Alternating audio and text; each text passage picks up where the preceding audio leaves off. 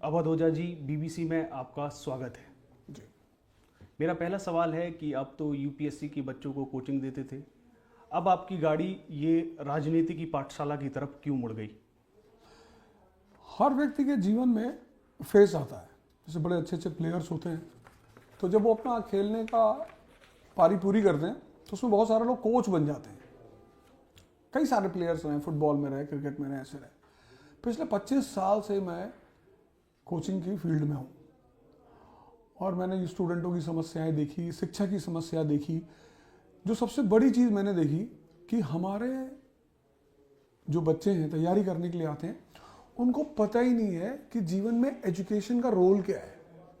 जैसे 3 इडियट आई थी ना, तो चतुर्लिंगम इतना पढ़े लिखे होने के बाद भी परेशान है। तो मुझे लगा कि नहीं यार, शिक्षा के फील्ड में काम करना है, स्कूल खोलने का वैसे भी मेरा इरादा है।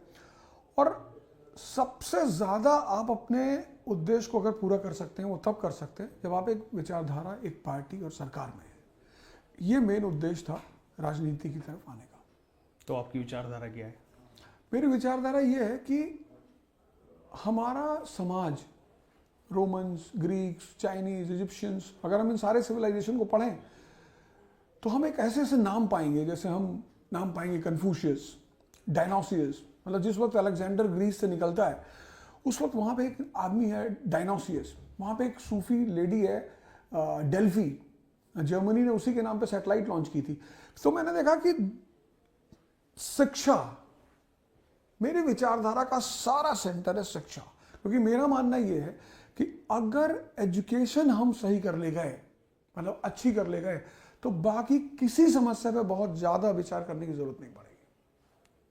तो इसके लिए आपने आपको ही क्यों चुना, जबकि आप तो बीजेपी और कांग्रेस दोनों से टिकट मांग रहे थे? आपका क्या दावा है कि बसपा ने तो आपको टिकट दे ही दिया था, फिर आप दिल्ली क्यों आ गए? आप तो बेहतर उत्तर प्रदेश में ही रहते जहां बड़ी पार्टियां हैं।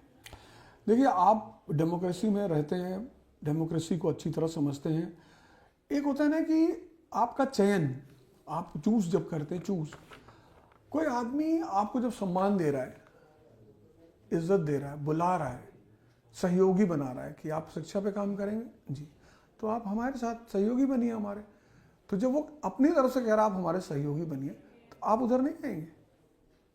तो आम आदमी पार्टी ने कहा कि आप अगर हमारे सहयोगी बनेंगे तो हमें बड़ा अच्छा लगेगा, ज्वाइन कर लिया। तो आपकी पार्टी के जो शिक्षा मंत्री थे वो तो शराब घोटाले के आरोप में जेल में रहे हैं, और मुख्यमंत्री, पूर्व मुख्यमंत्री अरविंद केजरीवाल भी रहे हैं, और ये आप ही के शब्द हैं, आपने ही अपने वीडियो में बोला था कि ये लोग जेल गए हैं। तो अचानक से आपने शायद मेरा पूरा वीडियो सुना? जी, आपने उसमें बोला था, 3-4 जगह जिक्र किया था कि ये शराब घोटाला हुआ और ये सब ईमानदार पार्टी थी।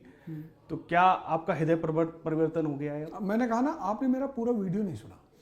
जब उस पत्रकार ने मुझसे पूछा कि ऐसा ऐसा हुआ है, क्योंकि मैंने कहा कि राजनीति में पढ़े लिखे लोग, अरविंद केजरीवाल जैसे लोगों को आना चाहिए, मनीष सिसोदिया जैसे लोगों को आना चाहिए, ये मैंने कहा।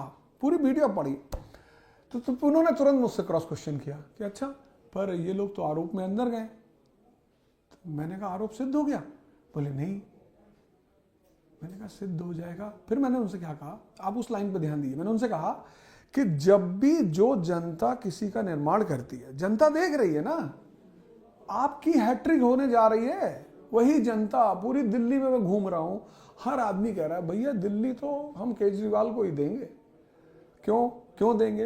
मैं 3 दिन से स्कूलों में जा रहा हूं, सरकारी स्कूल के बच्चे इंग्लिश बोल रहे हैं, सरकारी स्कूल के बच्चे क्वेश्चन कर रहे हैं, डिस्कशन कर रहे हैं, डिबेट कर रहे हैं। तो अब जनता निर्णय करेगी या विपक्ष पार्टियां निर्णय करेगी? जनता करेगी। और आरोप लगा है तो उस पर केस चलेगा, वो जुडिशरी का काम है। अगर वो निर्णय देती है तो वो जो भी निर्णय दे। ऐसे ही आरोपों पर अरविंद केजरीवाल कहते थे कि अगर किसी पर भी आरोप लग जाए नेता पर, तो उन्हें इस्तीफा देना चाहिए। अरविंद केजरीवाल जेल में भी रहे, जेल से सरकार चली।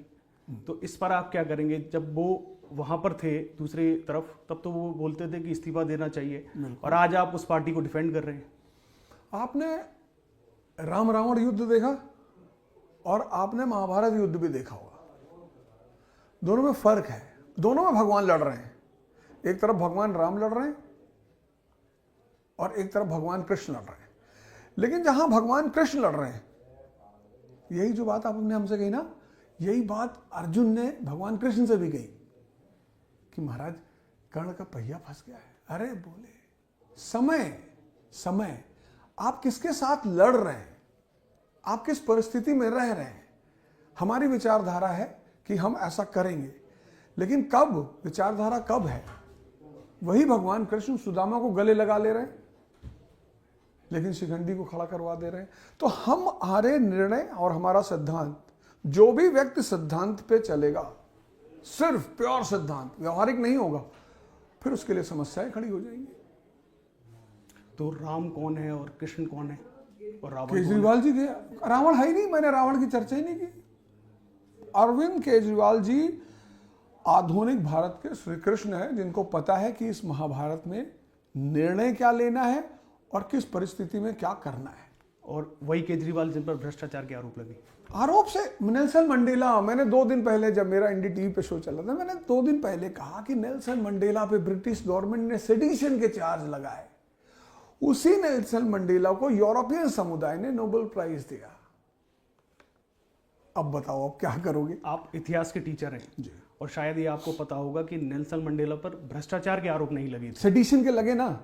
सेडिशन भी कोई छोटा अपराध मानते हो आप? देशद्रोह भी तो अपराध है। और परिस्थितियां तब अलग थी, वहां डेमोक्रेसी जैसा ये सब चीजें नहीं थी। आरोप तो लगे, आपको किसी ने मलिन करने की कोशिश तो की।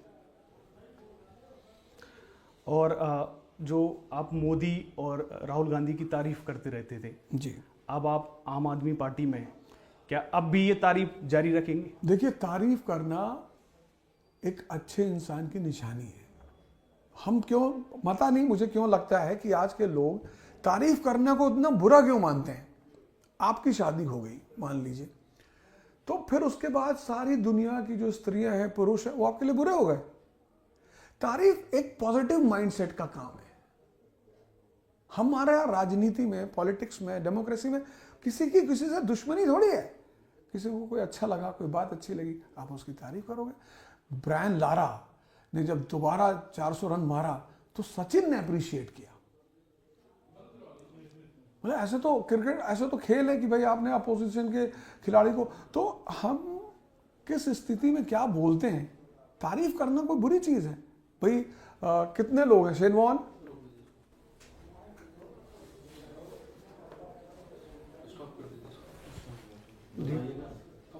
आपको मैंने बोला था ना कि हाँ, मतलब उल्टा सीधा सवाल नहीं करने चाहिए।